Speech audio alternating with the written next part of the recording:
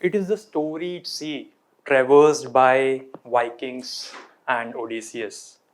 It is the cradle, it is the wellspring of various, the commerce, the civilization, the cultures. It is the cradle of all these.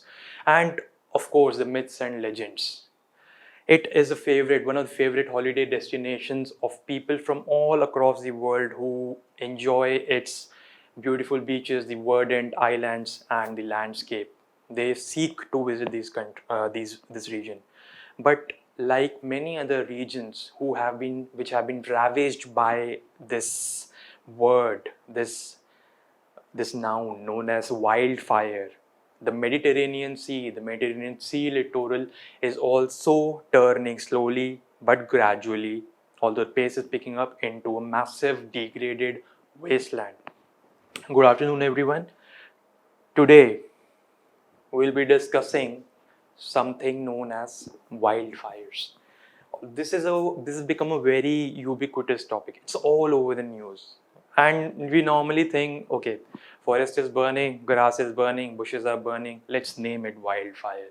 No, when we use wildfire, we use it sometimes indiscreetly also.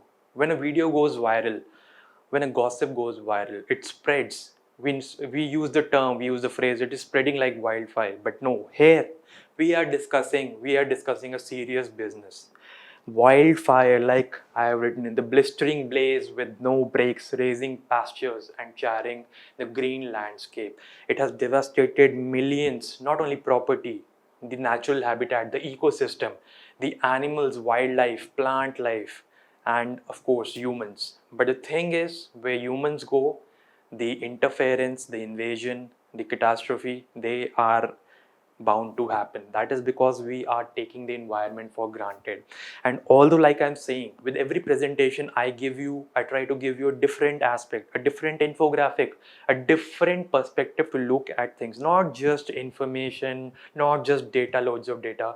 The capability, the potential which you all already possess but you seldom use, the potential to analyze and develop your own opinion, not just that what is reported in the newspapers or the media, or the clamor which forces the governments to apologize and then shell out billions of dollars as a means for rehabilitation. No, this is an unbiased opinion, although the facts I have just taken, but it is my effort, my sincere effort, my utmost effort to deliver you the best facts, because I am a science student and I am going to cover various aspects, not just geography, not just science, not just economy. So let us begin. Basically, let's go back to school again. Why is there a wildfire? What makes a fire tick, or what makes a fire burn? The fire triangle, that is fuel, oxygen, heat. These three conditions, when they are met at an optimum temperature, it is pertinent, or it gives the apt conditions for a fire to rage and spread wildly, and that becomes a wildfire. Even if we go by the definition, because I love definitions, I love being precise.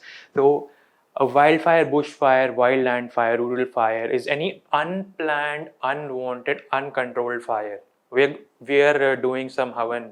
That is not a wildfire. We are camping. We are lighting a fire while going camping. That is not a wildfire. It is unwanted. It is going to cause massive, widespread, spanning acres and hectares of land of devastation. And in an area of combustible vegetation that is capable of attracting and sustaining fire in rural areas as well as urban areas. And depending on the type of vegetation, even the topography, the various elements which we will be discussing, they can also be classified more specifically as forest fire, brush fire, bush fires in Australia, desert fire, grass fire, hill fire, peat fire, prairie fire, vegetation fire, or wildfire. There's so many terms, and not just wildfire. Everything has subcategorization because there is a milieu, there are sundry concepts involved. And prairie is, if you go By the literal geography meaning, the geography term, prairie is a grassland region in North America, veld is a grassland region in Africa, in the country of South Africa. So these are grasslands. They have the potential to invite wildfires. So basically fuel, again just for fun I have used random icons. Fuel, in case we are not using gasoline or petrol or kerosene or other fuels, the fuel is basic grass, the trees, the canopy, the vines, the bushes. Oxygen is all around us. So that is why, and the forest, the very entity, the plants, the plant life, the plant species, the flora which are providing is oxygen, that sometimes also become its undoing. And of course we have heat as one of the main components again, because in order to burn, if you remember in this say 7th or 8th standards, we have come across a term known as the ignition point or ignition temperature. Unless and until there is enough temperature to bring a substance, to combine these two, to make them potent for combustion, the wildfire or any fire for that matter cannot happen.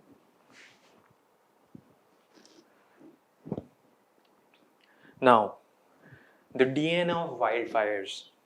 We discuss again, these terms are so analogous, and DNA, we talk about the human DNA, the genome. There is a DNA of wildfires. It's a type of wordplay which I use often. So obviously we have discussed the fire triangle, but when drought conditions peak and on a hot summer's day, even something as small as a spark from the train tires, the train wheel, can ignite a raging fire. Sometimes fires occur naturally, but as I know, wherever humans go, catastrophes follow, and they can be ignited by the sun, by the train wheel, or simple lightning strike. But however, most wildfires are because of human carelessness, such as arson, campfires, discarding lit cigarettes, not burning debris properly, and playing with matches or fire sticks. It's just the wildfire just needs a fuse to be lit in the phrase terms or proverbial terms, if we say. Now the DNA, as I go with every presentation, we are going to discuss the structure wise. We are going to discuss what are the various causes. First of all, global warming. Everyone talks about global warming. We are emitting carbon dioxide, we are emitting methane, but what exactly is happening? The largest driver of warming is the emission of gases that create a greenhouse effect. You might all be knowing greenhouse effect. We'll be discussing, everything cannot be discussed in a single presentation, but basically greenhouse effect in layman terms is whatever these gases which the vehicles, the industries, all these are producing, even agriculture is contributing to methane emissions. They don't allow the heat, the surface heat, to escape to the atmosphere, to back to space, which was earlier coming from the sun. And that heat, when it gets trapped, it causes greenhouse effect. Greenhouse comes from the word that is in the areas in mid latitudes, in high latitudes, there is very less warmth or very less temperature for the plants to grow. So what happens is, the people there, in order to grow plants, in order to sustain plant life, they build a greenhouse, a house built of glass around the plants. So glass, what it does is, it acts like a similar property to the greenhouse gas, that is CO2 or methane. It allows the sunlight to penetrate, but it does not allow the sunlight to escape as easily. So that is what, there is a change in wavelength of infrared radiation. We'll not go into that for now. Second is the dry climate. Of course, dry means there is less moisture. What does moisture do? Why do we sweat? Basically, the water has the potential to absorb heat and turn into vapor. So that is why when we turn on the fan, and the sweat is the basic mechanism for our human body to maintain a constant body temperature.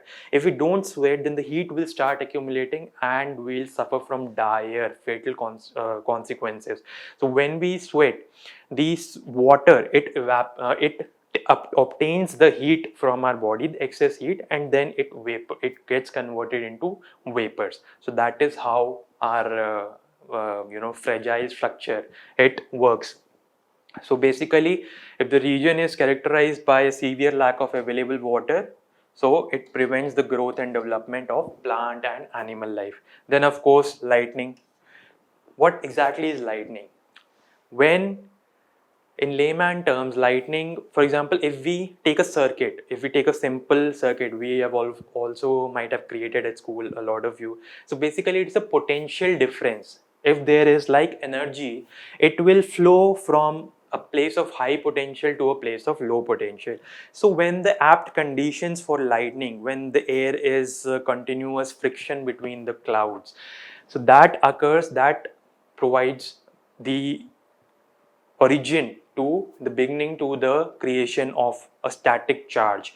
And since the ground is at a different potential, normally we use ground zero, but that is in reference to the high potential or the high charge that exists far up among the clouds. So that potential to counter, to bring that potential to equilibrium, that is when the lightning strikes, and that of course discharges a huge amount of light and heat. And of course, since the speed of sound is less than the speed of light, the booming thunder, it arrives much later.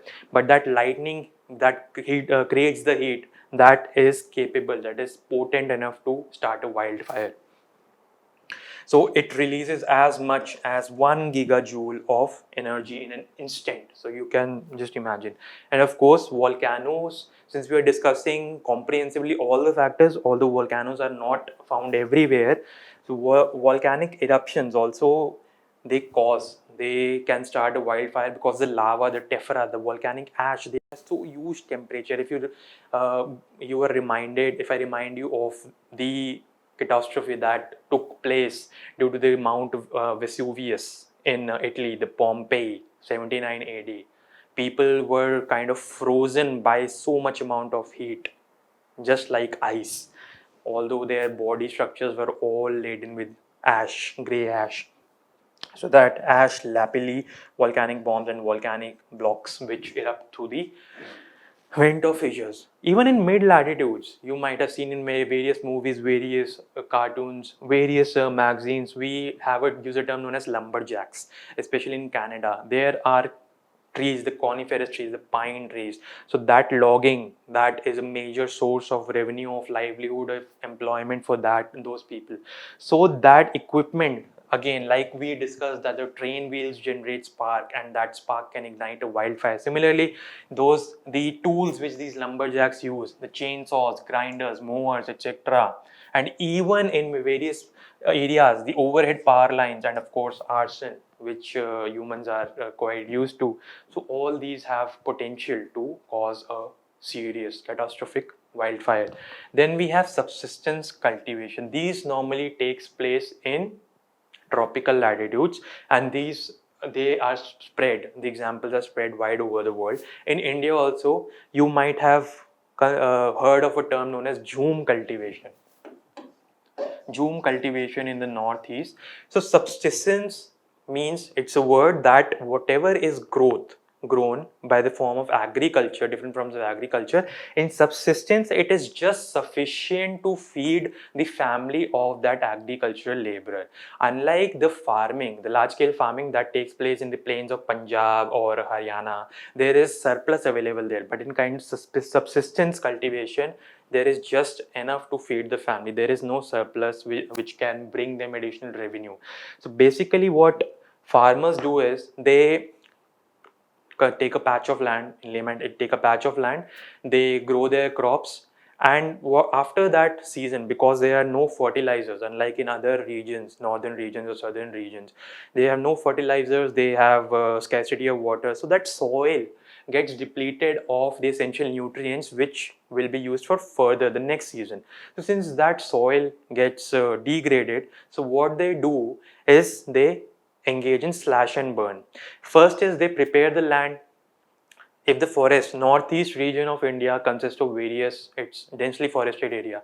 So in order to create a pasture of land, an acre or hectare of land, they cut, they slash and burn the trees. And since every little, even a matchstick can cause a fire, so just imagine what the slash and burn agriculture can occur. So after that, then actual cultivation starts, they grow crops, and again the soil is depleted of nutrients after one growing season, and then they just leave that land gets degraded, and they move to another patch, and then there is again they cut another patch of forest, and this process continues. So this is a severe has a severe potential to cause a wildfire. These wildfires are known by different names again. There is Tonga, there is Milpa in various parts like Myanmar, Myanmar and Milpa in South America. Then there is Kangen in Philippines. So just for information. And again, there are fossil fuels. Of course, coal seems, if we are even engaging in mining, we are mining coal, we are mining even diamonds or something, but basically coal, because coal is a fossil fuel, it is a highly inflammable or combustible substance. So basically any spark or any optimum condition, if it is possible or if it is apt, it can sustain a wildfire, it will do so. So examples are in Burning Mountain, New South Wales. They have named a mountain after the wildfire. So Centralia in Pennsylvania, and coal sustained fires in China. So the wildfires can flare up immediately, spontaneously. So this is the DNA of wildfires.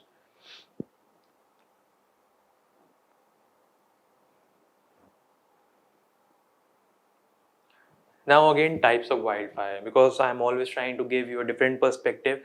So we are not going to discuss, okay, forest is burning, so it's a wildfire. No. Basically, wildfires occur when all the necessary, we have discussed the triforce, the trifecta, the triangle of wildfire, ignition source, ambient air, and normally what happens is, if a forest, why we say that forest, the plant life is essential, we talk about deforestation, we talk about degrading land. Forests not only are provide the lungs, act as the lungs of the earth, they also provide the canopy, the shade, they bring down the temperature of an area, they also help sustain or preserve the moisture in the surroundings. And we have talked about how the water acts as a container for excess heat. So if the forests are going, obviously it's not a good thing. And so there are different types of wildfire. First is the ground fire. They are fed by subterranean routes. Subterranean means something which is below the ground, and other varied buried organic matter which is inflammable or capable of sustaining a fire, which is combustible in nature. And there is a process, this is a process known as spotting, which takes place in ground fires. So basically the examples are, they can burn slowly, they, because it is the feedstock, which is the feed for burning, the fuel for burning, it is coming from underground, so it is not exactly visible, and it smolders and it burns slowly over weeks and months. So basically we have peat fires. Peat is a form of coal. And Kalimantan, that is a region in Indonesia, eastern Sumatra, which resulted from rice land creation project, which unintentionally drained and dried the peat. So we are drying, we are depleting it for moisture and other conditions. It's a tropical, it's in the tropics, so sufficient temperature can be, optimum temperature, ignition temperature can be easily reached. Then we have crawling or surface fires. Basically we are talking about the bushes or the grass, the small herbs, the shrubs which are lying, and they are fueled by low lying vegetation such as leaf and timber litter, debris, grass, low lying shrubbery.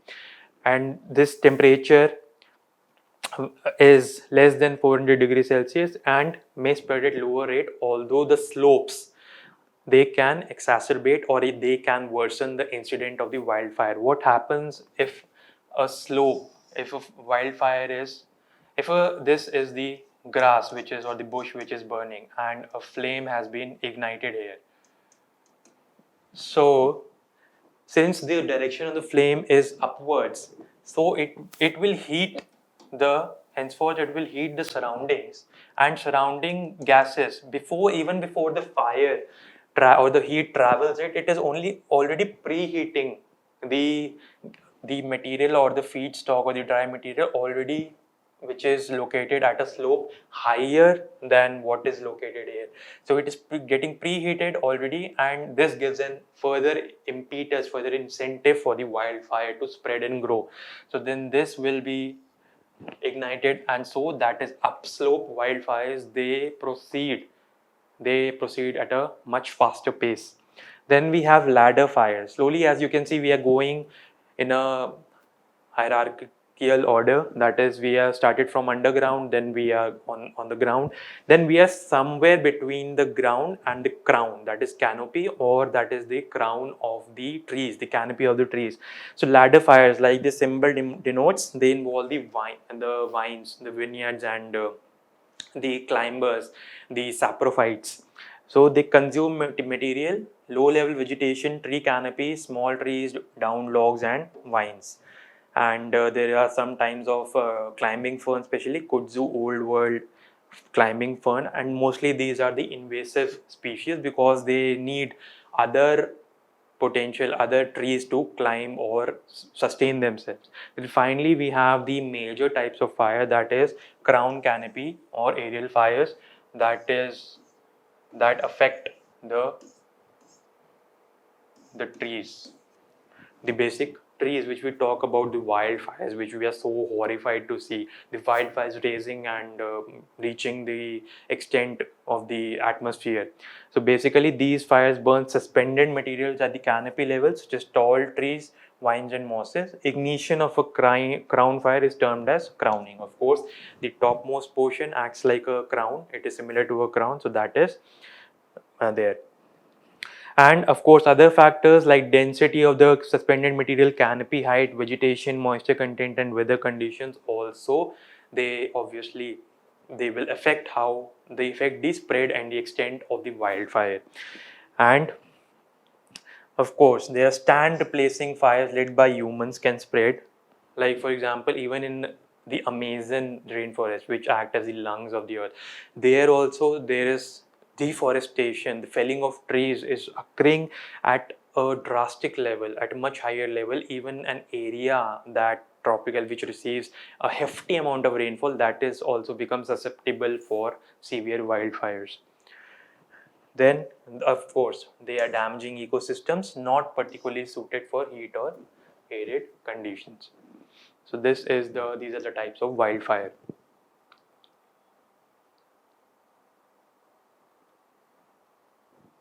Moving on, again some more spread of wildfires. Now we have discussed the three elements, the causes, the types, and now the spread. The wildfire has originated, the cause, now we are going through the process. The spread of wildfire based on the flammable material present, its vertical arrangement, moisture content, and weather conditions. Fuel arrangement density is governed in part by topography. Topography means the elevation of the land, the structure of the land, the plateau, the whether it is a grassland like the prairie or the veld, or it is a highland, the latitude, or it is a high mountain range, or a plain cold desert like Siberia. So that is, and the other factors available, sunlight and water for plant growth. So basically we discussed the elements. Once it started, a wildfire can spread due to the wind being on a slope or because of excess fuel that is available to it. Then where a slope is going upwards at a 10% gradient, that would double the speed, that would make it 2x. And if it is 20%, it would quadruple the.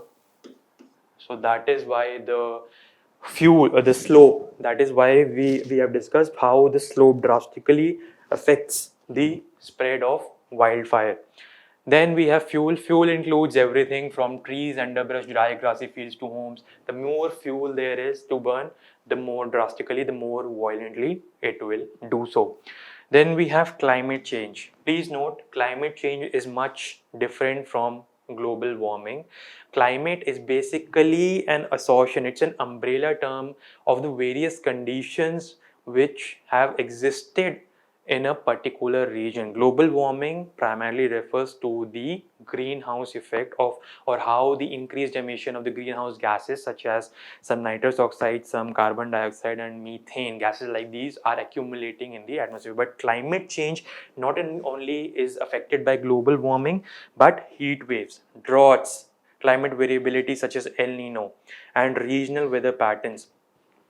We'll not go into detail, it will become slightly prolonged session, and there's a lot of to discuss in the topics such as El Nino, heat waves, droughts, and the ridges. Sometimes what happens is, just an example, in some areas, if a high pressure is created, high pressure region, so what will happen is it will lead to the wind from various directions to converge at this point. But similarly, if a low pressure region is created, it will encourage the wind to blow, to rise upwards. So these are the basic factors. Sometimes ridges of pressure are created which influence the way the wildfires spread. And years of precipitation followed by warm periods can encourage more widespread fires and longer fire seasons. Then time of the day. Of course, you would think that mornings are the daytime, the daylight, because the sun is present. It is a lot of heat, and of course, but heat is not the only member. It is dependent on many other factors. So of course, the intensity increases during daytime hours because there is greater sunlight, greater heat, and the humidity is also low, moisture content is low, and increased temperature and increased wind speed. Like I said, when the sun heats, the air is heated, it creates a low pressure, the air rises, it becomes light, and it has a greater potential of spreading the heat and transferring heat energy from one place to another, thereby helping in spreading the extent of the wildfire. Then again, during the day, what is happening is, if we consider a hill structure, if a lot of vegetation is existing, so during the day, what will happen is the air is rising upwards, like we talked in this case of slope, how slope affects. So if there is already a wildfire which has started, the wind, the uphill wind, it will further carry it upslope. But what happens at night, as the land cools, it will create the opposite of the uprising air, it will create a downward draft. And don't think that nights are always cooler. The temperature might be sufficient enough to cause an ignition or combustion of the dry fuel that is available. And further, like upslope, if it is flowing down or downslope, if a fire is somehow ignited on the upper levels or the upper echelons, then it can spread downwards also. Then we have the air currents. Large wildfires may affect air currents in their immediate vicinity by the stack effect. What will happen is,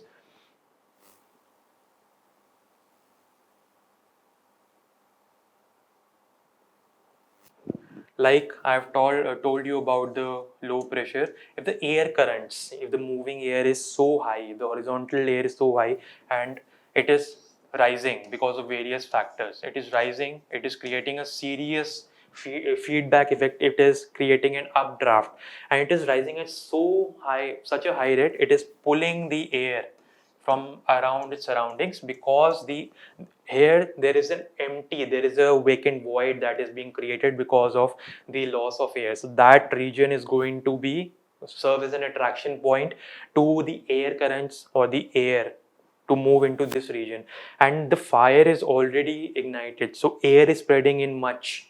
So that is going to create a whirlpool like structure, a fire whirlpool, and it is going to spread in different directions. So that is why it is written that stack effect, this is known as stack effect. As air rises and large wildfires create powerful updrafts that will draw in new cooler air from surrounding areas in thermal columns.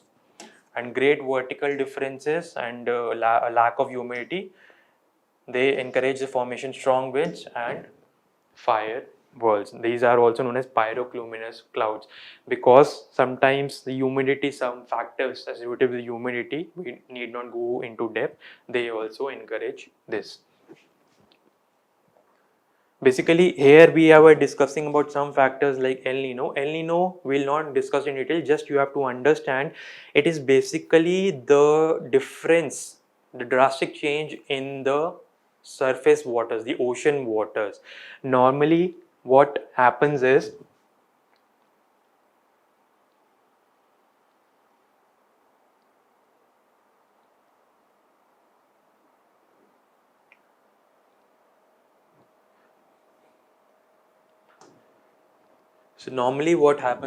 if I, although I've just placed it here, normally what happens is there's something known as the Walker circulation. If you can observe the boundary, this is the South American continent and this is Australia. In normal circumstances, what happens is this this region in this region the conditions are such that the upwelling takes place. This is a cold region and this is a warm region. Normally what is happening is the air in this region, in the Australian and the nearby region, the air is rising and causing precipitation. Just remember this for now. And here you might have observed that the western part of South America, that is in Chile, we have the Atacama Desert. In Peru, the Atacama Desert, which is dry in nature. So that is a high pressure area. So that coincides with the cold water surrounding it, and there is a cold current flowing across it, which is known as the Humboldt current, and it is flowing. That is causing it to, and that is making it a dry region. But what happens is during El Nino conditions, this current, this cold current, it weakens. The wind pattern gets weak, and this warm region it spreads outwards. So this warm region creates distortions in the weather patterns, and this cycle reverses. So in layman terms, since earlier this was the warm region, this was getting sufficient rainfall. Now this region will get sufficient rainfall. It will get heated by the movement of the warm ocean waters towards the South America, and this will become the relatively dry. That is why it will also encourage bush fires, because rainfall content, the precipitation will decrease drastically, and that is why Australia, that is one of the major reasons why El Nino period, the bushfires in Australia, they are enhanced. Here is GIF, we'll be discussing it some other day, but this is the basic of El Nino. Then the opposite of that is La Nina.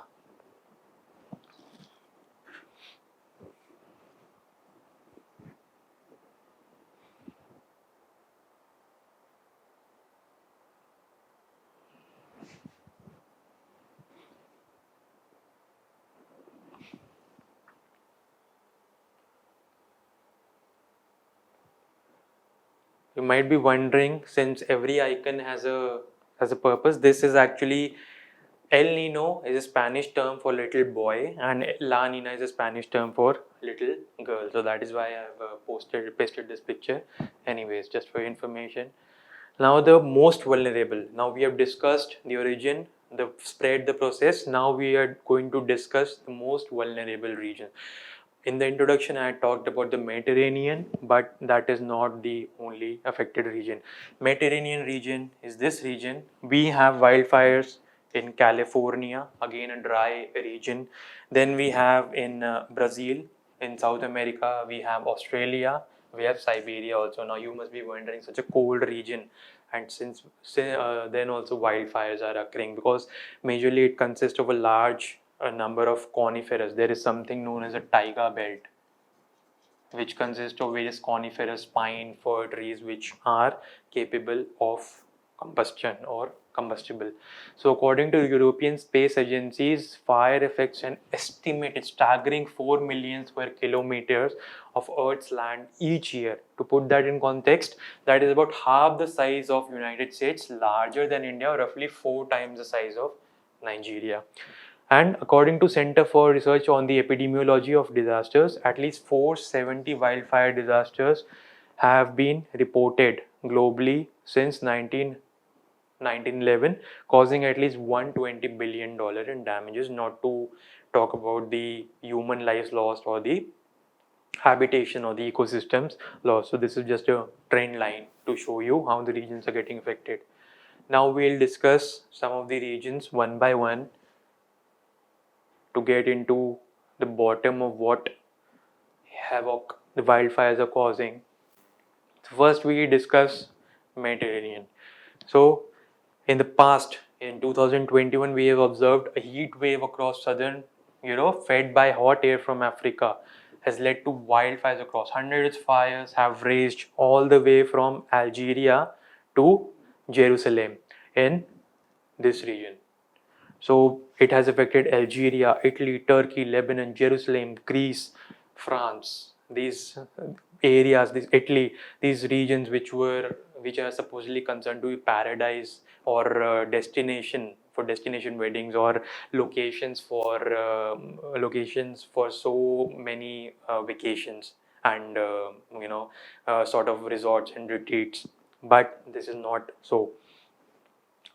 So this wind patterns create a natural high pressure system associated with hot dry weather over the Mediterranean, and the temperature differential between land and sea is closing faster. Now, one of the important conditions which affects Mediterranean in a different manner, you can see that this Mediterranean Sea is enclosed. It is a relatively, as compared to large oceans such as Pacific, Atlantic, it is a relatively smaller water body. It is surrounded almost on all sides by land masses, and we know that land gets heated or cooled at a rate faster than that of water.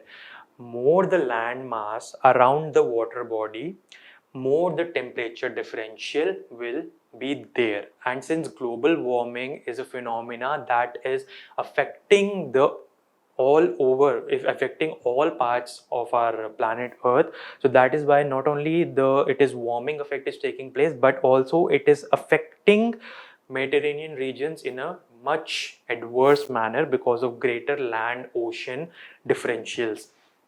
Then, though rising atmospheric temperatures are contributing to drier forest, more susceptible to wildfires, uncontrolled land use.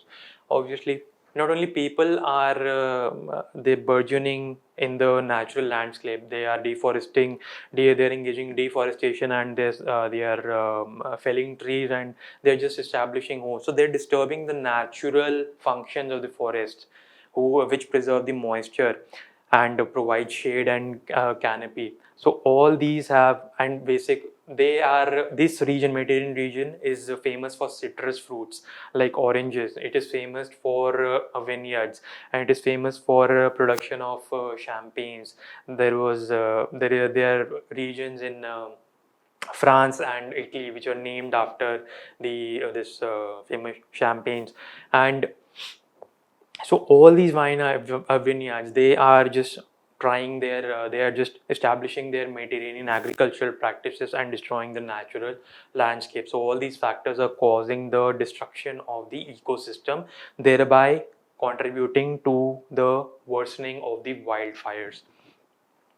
While rising temperatures will be coupled with increased rainfall throughout much of the world, the Mediterranean is being saddled with both hotter and drier weather. This question also comes in my mind. Higher the temperature, greater the evaporation, greater the rainfall.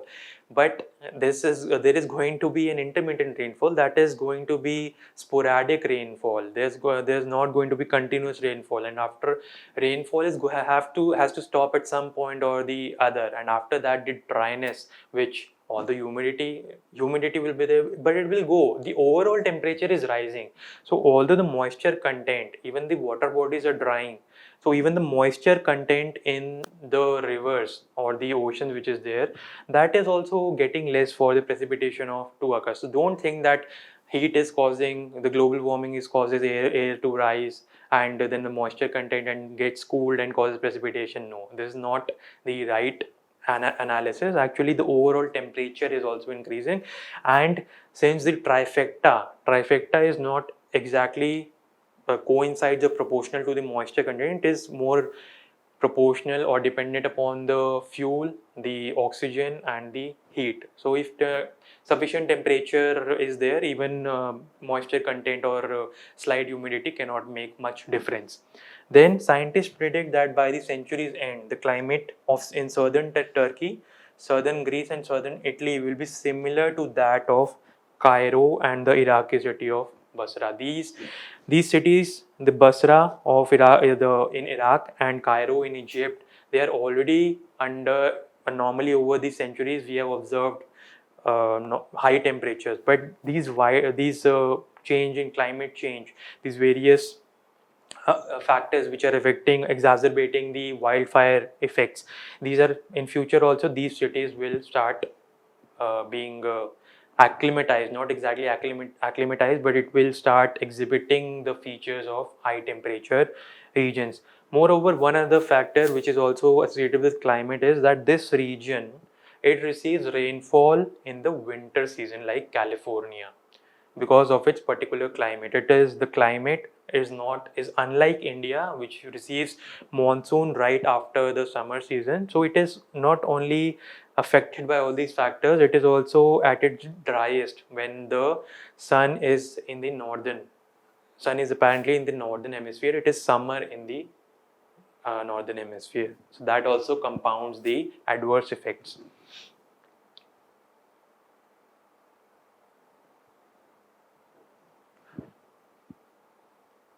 Now we come to California. Again, there has been name to one the second largest blaze in California's history, that is Dixie Fire, and more than 1,000 structures were destroyed, and it burned more than 4 lakh 4,000 hectares of land. Then major, it was July 16 to 17. Time flies so quickly. There was news of I remember that in that year there were varied news of various homes of various celebrities getting destroyed, and they were so distraught. But anyways, and California, like much of the West, gets most of its moisture in fall and winter. Its vegetation then spends much of the summer slowly drying out because of lack of rainfall and moisture, warmer temperatures, and that kindles, that stokes, or that lights the fuse. So many deadly fires have been started by down power lines. Of course, humans, as we studied in the beginning, humans have been the cause of various calamities. So this is another one. So 2018 Car fire, the state's sixth largest on record, started when a truck blew out its tire and just sparks were produced. Not a laughing matter, but similar, simple recklessness or carelessness of humans, they cause such widespread cataclysms. Then there's another way people have contributed to wildfires in their choices of where to live. Of course, people are increasingly moving into areas near forest, known as urban wildlife interface. They're destroying the natural landscape, the natural ecosystems. Then each fall, another, like we had discussed in Mediterranean, a separate, peculiar, conspicuous feature is the surrounding landmass which affects. In California, there is a local wind, like there in India in summer we have a local wind called Lou, which causes heat waves and deaths and destruction of on a large scale. Similarly, each fall, strong gusts known as Santa Ana winds bring dry air to west and southern California. So all these also help in drying out and increasing the temperature, drying out the food and increasing the temperature. Oxygen is already there. So basically this I have just given an example of the Golden Gate Bridge, and this is why I have written this Google, because Google is located in this Silicon Valley, the head office. So it is also in a susceptible area prone to major wildfires.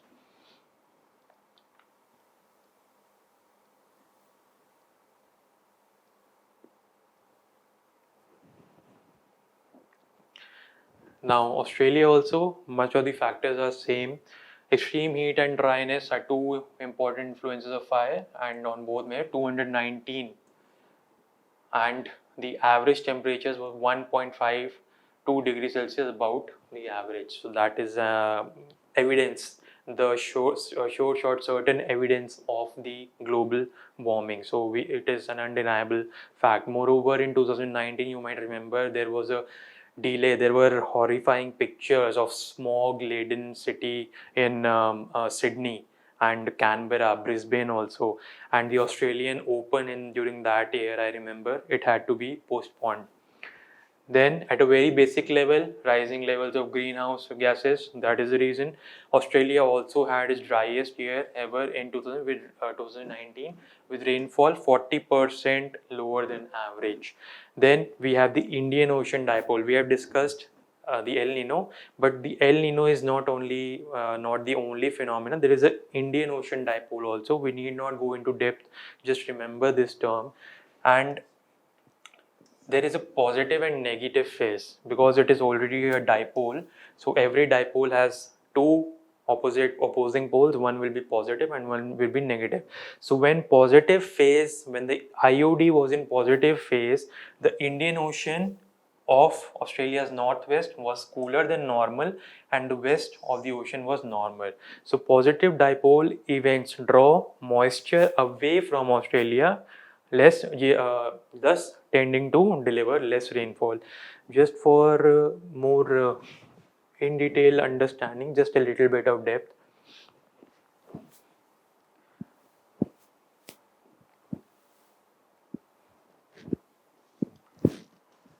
So when we were discussing El Nino, it was mainly restricted to the Pacific Ocean. This is the Pacific Ocean.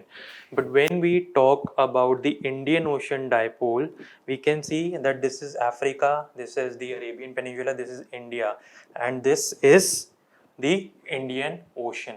So, an Indian Ocean here, if we observe, we will encounter Australia. So, this Indian Ocean, Australia is also bordered by the Indian Ocean on the west. So, the temperature changes due to various effects.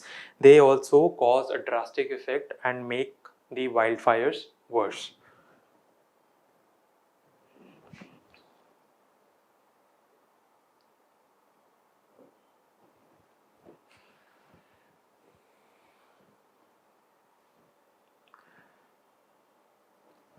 Then again, there is evidence that the extra greenhouse gases in the atmosphere are impacting the dipole, and there is still another, apart from IOD and El Nino La Nina, we have the southern annular mode. Then SAM was in negative phase as the bushfires took hold in November and December. You have to remember again that concept which I discussed in one of my presentations. Then when it is summer, when it in the summer in the northern hemisphere occurs in the months of April, May, June, but summers in the southern hemisphere will occur in the months of October, November, December, January because of the apparent position of the sun. So basically, this phase was generated by a sudden warming effect in the stratosphere above Antarctica. Stratosphere is just another layer of the atmosphere above the troposphere. Not to go into deep depth, just this is just a symbol of Antarctica. You might be thinking that normally it is spread out in the map, but the thing is the Earth is spherical in nature and it has greatest centricity or sphericity at the bottom. So although in a flat 2D map it might appear spread, but in the actual globe, if we see the shape of Antarctica continent is somewhat circular. Just obviously there might be some distortions. It cannot be a perfect have perfect boundaries. So basically this caused the westerly winds to track further north, blowing hot air across the continent into fire burning areas. And there is FYI, just for your information, human caused climate change has resulted in more dangerous weather conditions for bushfires for over many decades.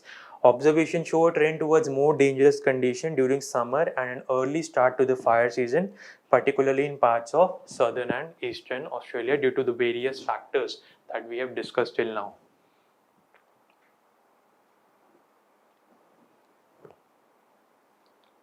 The most vulnerable. India too. Yes, let's see.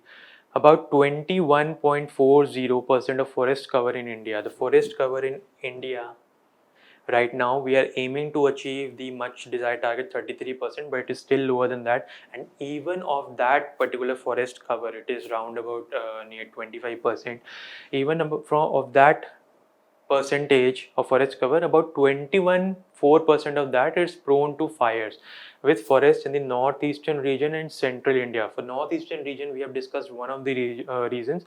In central region, the central India, we will also discuss.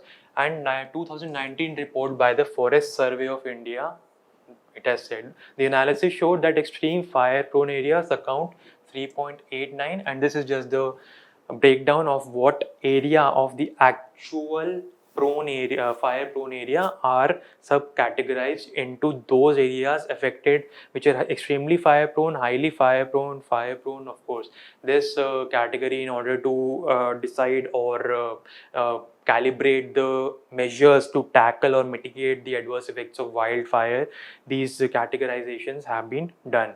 So you can observe that this extremely red region in the northeast, primarily Mizoram, is a focal point of wildfires.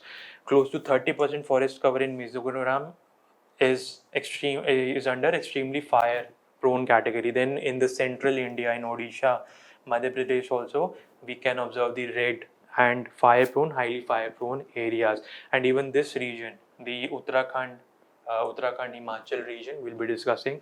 So in India, forest fires are most commonly reported during March and April, which is driest, and before that it is winter or so-called spring, the Vaisakhi season, and after that we have the monsoons. So this is the most feasible for the raging of wildfires. So the ground has large quantity of dry wood, logs, dead leaves, stump, dry grass, and under circumstances, heat, dryness, friction created even by the rubbing, when the leaves rustle, the branches rub against each other, let alone the human causes. So they have been known to initiate fire. Then under the highly prone and moderately prone areas, 26.2% of the total forest cover, that is the extent, a whopping 1,72,374 square kilometers are under the highly prone and moderate prone areas. And one of the major regions in the northeast is slash and burn cultivation, commonly known as the Jhum cultivation. And the fires happen between months of January and March. And although northeastern region, because of high rainfall and conditions, because of suitable climate, they are home to evergreen forest, tropical evergreen forest.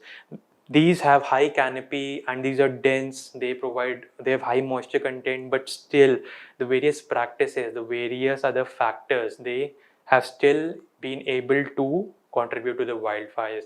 This central region, this rest of the region, mostly this consists of the dry deciduous forest which shed their leaves, which are much more prone to getting dried and getting inflammable properties as compared to this region. But still you can see how different regions are being affected by different factors. So Uttarakhand and Himachal Pradesh are again hilly regions, cold regions. Why are they prone, susceptible to wildfires?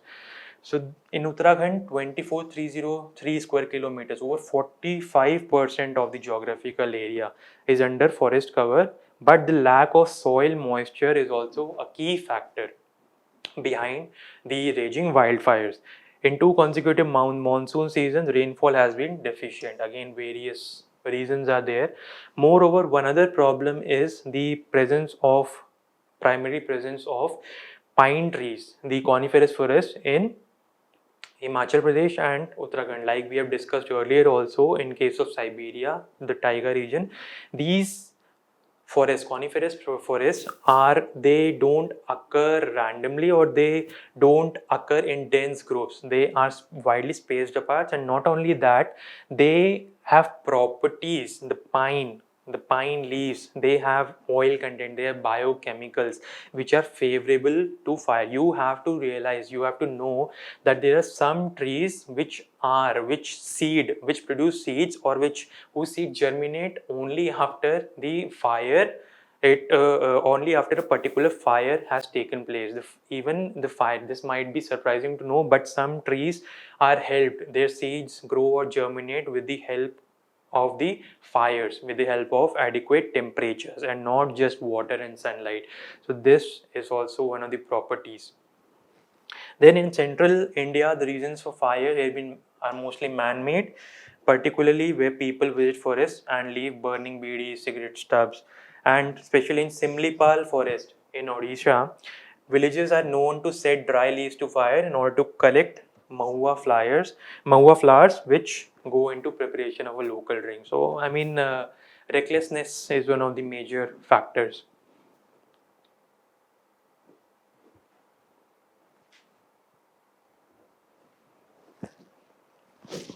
There's a case study. This will often, if you're writing an answer, the case studies also come in, and in general also for the general population who are not even preparing. I have a habit of trying to encompass to motivate or inspire all the entire population. So the pine trees, we were discussing the problem with pine during March and April when pine trees shed their leaves, covering large chunk of open land with forest. With summer temperatures already in the mid 30s, the pine needles take hardly 3 or 4 hours to completely dry. These heaps of needles becomes highly inflammable and easily catch fire. However, there is another facet to it, practice of waste burning. So obviously waste has to be disposed, much like it is profitable, or it is easier to burn stubble rather than to dispose it off in a proper manner. It is in order to dispose some of the waste, the fire burning in the vicinity is also. So if the pine needles are already dry, they constitute much of the flora of that particular hilly area, like in Uttarakhand or Himachal Pradesh, and this further provides an incentive or impetus for the fires to rage. Then again, characteristics of pine, as pine trees produce biochemicals that do not allow any kind of vegetation to grow. The forest department does controlled burning of pine trees, and furthermore, if the authorities are not available, they are sometimes not able to do their job. The villagers, they take upon themselves to burn the all the weeds and all the excess pines, and obviously when that fire just needs an instant to go get out of control and leads to severe wildfire. And one of the reasons these pine trees are not natural to places like Uttarakhand, some places of Uttarakhand and Himachal. These have been intentionally planted because they are easy to plant and easy to sustain, but they come with so negative consequences that it has been said that instead of planting pine trees, the trees suited, the native trees of our nation, of that which are more suited and more and less prone to fire, less prone to and more suitable to sustaining the ecosystem of that particular area, we have to plant trees like the deodar, and trees like the deodar, which is one of the important trees of that particular hilly region. So other hotspots, Kasoli has already been drilling under high temperature, and one situation was created on 26 2018 that already in these hilly regions the glaciers are melting, there is a scarcity of water. The water for extinguishing the fire had to be brought all the way from Sukna Lake in Chandigarh.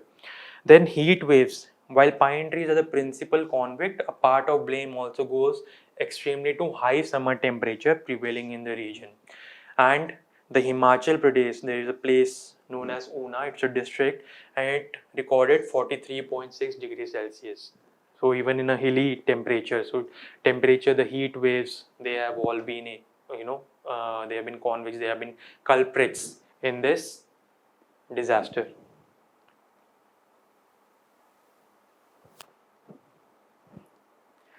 Now we have discussed the spread, the origin, the process, the causes, the vulnerable areas, and we are now the impact. One of the final topics which we need to complete our structure or the basic skeleton.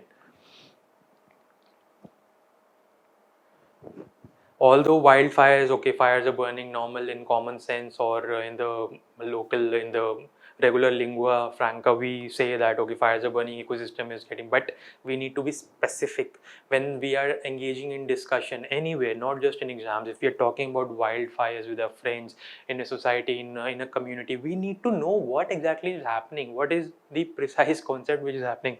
So that is why I have collated, formed a collage in this. So physical direct, over 10 million hectares have burned in the Australian bushfire season 2019-2020, destroying over 5,019 buildings, including 2,800 homes. And besides the human fatalities and millions of animals, you might have observed pictures in the Australian bushfires of the kangaroos, of the koalas running for shelter. Then here there is a dead parrot which is lying. So ecological, the words terrestrial biodiversity is concentrated in forest. They are home to more than 80% of all terrestrial species, species of animals, plants, and insects. So the long-term effects are, what will happen. Then, of course, public health.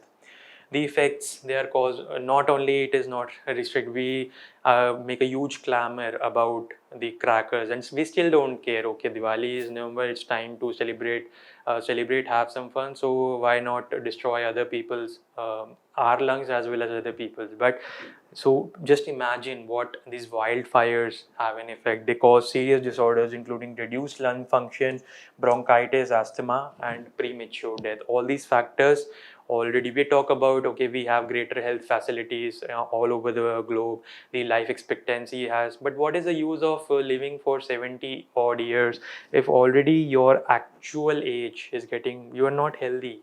And this is just one of the other adverse effects. Then fire sans borders, that is fire without borders. Even if wildfire is affecting parts, majorly affecting parts of Australia, it doesn't mean it has a particular border. It does not have a boundary. Even boundary, actual sovereign boundaries like that of India and Pakistan is still debated. So just imagine this smoke, this air, this wind can flow all over the globe, and this can create a drastic feedback. So smoke from bushfires in Australia has drifted across Pacific and may have reached the Antarctic. And according to the WMO, or the World Meteorological Organization, and this has led to hazardous air quality in major cities throughout Australia and affected New Zealand, South America, Argentina, Chile. So where is Australia? If you remember the world map, where is Australia? So far is Antarctica, South America. All we have to go all across the Pacific. And of course mental health. Now mental health is already a stereotyped, and you are suffering from depression, so it's no big deal. But it really, mental health, not only because of stress, but when the fire causes destruction, livelihoods are lost, livestock is lost for those who are engaged in farming, the belongings are lost. So all these, the emergency evacuation, losing homes, pets, belongings, livestock, and so many sources. And most of all, the belongings aside, we have to find, once our home is gone, we have to find an alternate shelter. That is a big unimaginable task.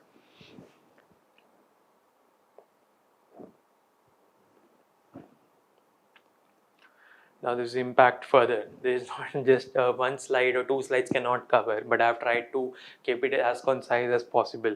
So economic cost, the price tag to the Australian economy is still being analyzed, but massive, billions of dollars to damage to industries such as farming and tourism. Businesses have been, and institutions have closed, and they have closed their doors. Extensive levels of air pollution. Then climate feedback means that normally whatever carbon dioxide we are emitting, why the global warming is still we can control some part of it, because there's still a lot of forest available which act as carbon sinks, because they need carbon dioxide to perform their process of photosynthesis and produce oxygen. But now when the, just try to think what will happen when a wildfire, if a wildfire is getting worse, or, and we are seeing over the years more number of wildfires are taking place, are originating. These are not only affecting the forest, they're burning them down. So already the carbon sink which was there, it is getting released into the atmosphere in the form of carbon dioxide. So even with such a drastic events and this increased frequency of wildfires, they are further destroying the forest, they're further destroying the sinks, and these carbon sinks are further adding to the carbon dioxide. So if I just draw a cycle, so the tree is there, it is absorbing carbon dioxide, but it is then getting burned by fire. So this excess carbon dioxide is released into the atmosphere, but less number of trees. If there were, suppose, 5 trees, 3 trees, now there only 2 trees exist. So these 2 trees cannot absorb the same amount of carbon dioxide that the 3 trees were capable of. So that is how the climate feedback loop. This is a vicious circle that is being formed. Then The wildfires in 2019-20 bushfires have already emitted 400 megatons of carbon dioxide into the atmosphere. Then of course pollution is there, but pollution, again, pollution is of various types. It's not just about air pollution. The burned soils flow into streams and rivers. They fertilize water plants and algae. There's a concept known as eutrophication. What is happening is when the ground is burned, it becomes degraded. Whatever the nutrients don't take it in the literal sense of the term. The nutrients which were earlier, whatever sodium, potassium, calcium, magnesium, whatever was there, it is now going into the water bodies. And one ubiquitous structure or plant life which exists anywhere, you can find it during monsoon season on your balconies, on the corners of your streets or pavements, is algae, the green murky structure. So it needs water and sunlight, and plus it is also getting the nutrients which are getting washed as a result of the wildfire. So we have also a term known as algal bloom. Now what will this algal bloom do? It will not only absorb the nutrients, but all the other nutrients, it will also give this growth of these organisms. They will also increase the biological oxygen demand, that is the oxygen that is required for the fishes, for the other coral reefs to sustain themselves, that will be absorbed by these invasive species, and the natural biodiversity, the fish and the other animal and plant life, that will be destroyed. So that is smoke is shown to have a negative impact on marine ecosystem. Haze from record wildfires in Indonesia killed coral reefs in the late 1990s. What happens is, another, apart from the oxygen demand, what happens is coral reefs are basically made of carbonate, calcium carbonate, we can say. So what happens is, as the carbon dioxide from the wildfires increase, that carbon dioxide, it is also getting dissolved in the water, in the oceanic bodies. That is increasing the acidity of water, because carbon dioxide, it forms carbonic acid, H2CO3. A little bit of chemistry, but it is interesting. So this H2CO3, it inhibits, or it does not allow the formation of calcium carbonate, and not only it not allows, it also destroys the original or the existing calcium carbonate skeletons, and that is why the coral reefs are getting depleted. A prime example is the Great Barrier Reef of the Queensland coast in Australia. Then agriculture. Bushfires have scorched pasture, destroyed livestock and raised vineyards, and of course the nutrients are not available. The regrowth and recovery is likely to stretch water resources. Already so many factors are getting affected. And agriculture is not just about growing crops. Although crops, okay, you have a fire, but pasture lands, where will the animals go? How the fodder and the food is also required for livestock, for making, and then in turn receiving the dairy products from them. So that is all gone. Then public attitude. One important impact is, we are, although all of us are ignorant people, we are not willing to get out of our comfort zone. But this massive effect, the imagery, the type of videos, drastic videos that have been in the news, in the media, that has changed public attitude. There is clamor, there are demands, there are protests for the governments to change their policies, to stop this carbon emissions, to adopt a greener way of life. And all these attempts have led to a change, probably for the best, in the among the public.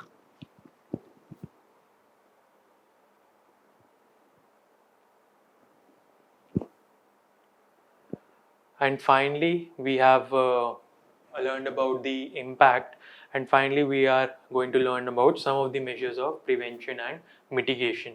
So controlled burning. Vegetation may be burned periodically, that is already being done to avoid the accumulation of the dry fuel. and maintaining high species diversity. Then building codes. Building codes is the people these days. One of the factors the affecting the adversity of wildfires is that people are encroaching, they are urbanizing the natural landscape. So an example is communities in Philippines, they maintain fire lines 5 to 10 meters wide between the forest and their village, so that the months or the seasons during summer, the dry months, they are not affected from human interference or activities. Then recent techniques, you might have heard about cloud seeding. Cloud seeding is a technique which is achieved using silver iodide. So we are artificially creating clouds to in order to encourage artificial precipitation. Although water will be real, but the moisture content will be there, so it can inhibit the warming effects temporarily. And again, we have been aerially dropping water, spraying water from aerial vehicles, planes, and helicopters. And there is also a trend recently of building trenches. For example, if there is a lot of vegetation growing, and even if a fire is raging, what we can do is we can build a trench between two patches of vegetative lands and make it completely dry. There have been examples. I was not able to paste pictures here. There was no space, so this empty without any vegetation, if the wildfire is spreading, it will not get further fuel to get provoked further. Then alternative fuels, the use of biomass for energy as well as prescribed grazing should be implemented and fostered. Of course, green is the way to go. Then communities, the involvement of communities, they have to be suppression forces, treatment setting programs to promote removal of the unwanted or uncontrollable inflammable fuels under the with strategized with the communities. Then what has India done? There is a national action plan on forest fires. It was launched in 2018 to minimize forest fires by informing, enabling, and empowering forest fringe communities and incentivizing them to work with the state forest departments. Because in India, there are also a lot of communities, tribal people who dwell in the forest. The forest, they are not only their homeland, they're a source of their livelihood also. They're very essential. So the government cannot just budge into them and start implementing their policies. It is always better to implement any and every policy with the coordination of the natives or the inhabitants of that particular region. Then Forest Survey of India, since 2004, the FSI has developed the Forest Fire Alert System to monitor forest fires in real time, and its advanced version was launched in 2009. The system now uses satellite information gathered NASA and ISRO. Of course, GIS or Geographical Information Systems and latest technologies of remote sensing have paved the way, have provided a great impetus. They have provided a great technique to not only detect but also find out ways to mitigate and adapt to the fires even before they are occurring, or in order to alleviate the after effects of a particular wildfire. So these are the some of the prevention and mitigation measures. You can come up with your own imagination also.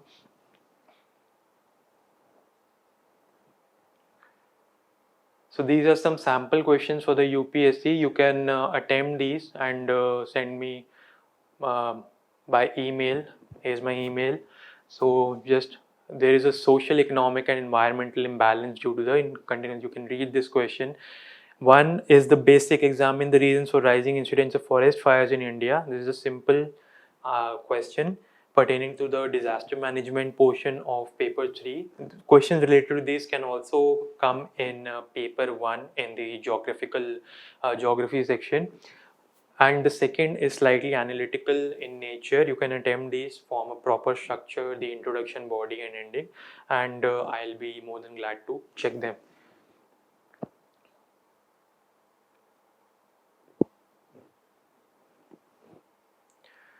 And finally, after this prolonged, I think it has been interesting. Again, like I say, let's sort out the dry leaves using a rake. Rake is a type of structure which is using to sort out the dry leaves after the autumn. You might have seen in cartoons or movies or serials. and let's hope the sun doesn't shine over a burning lake. So this is just some words which I sometimes conjure or make up to, deliver a strong message, and a discreet but strong message to the general population. So with that, I will meet you again someday in the future. So till then, for now I conclude. Jai Hind.